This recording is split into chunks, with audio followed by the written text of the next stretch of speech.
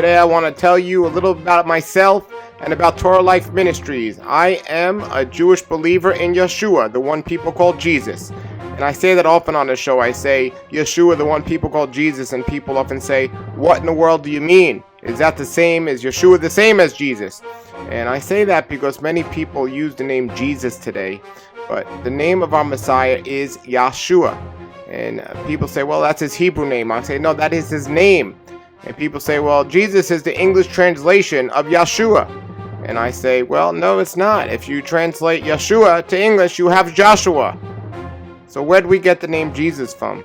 Well, if you look back at history, and if you look back to the 1611 King James Version of the Bible, the name Jesus wasn't in there. He was called Iesus, I-E-S-U-S.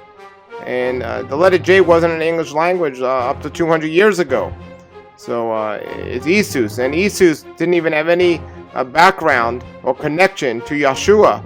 It was a Greek word, a Greek idea, because the Greek gods, that all the names, the last names of their gods end in S-U-S. You got Zeus, and you can go through the whole list of all the different types of different gods that they had. They all end in S-U-S. So when they came up with this translation and it was no name to call our Messiah in the Greek, they said, we'll give him a Zeus name also and say Iesus. And then eventually now we say Jesus. Hallelujah means praise our wonderful Creator. Hallelujah.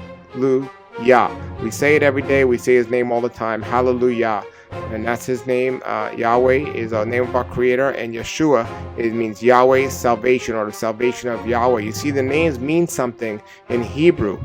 And they have a meaning behind them. And when you're saying Yeshua, you're saying the salvation of our wonderful Creator, and that is Yahweh. So we need to understand that and understand how people think today and what they're saying. And when they say things, names, the one you call Jesus, his name's Yeshua. But when they say these other names and they don't look at the history of where these things came from, and when they practice customs and do things and they don't question why these things started or what are the consequences of doing these things, when you realize how far removed we are from the scriptures and how far and close we are to living according to the enemy's ways and doing the enemy's things, then maybe we'll start to wake up and our eyes will be open. But if we don't look, we're never going to know. So open the book and look and see the truth and see Yeshua and see what he taught the people. Don't just listen to some man or man's ways and telling you what to do or how to act. When the book tells you something different, you need to react to that person and stand up and let people know the truth before it's too late. Torah Life Ministries come out of the world.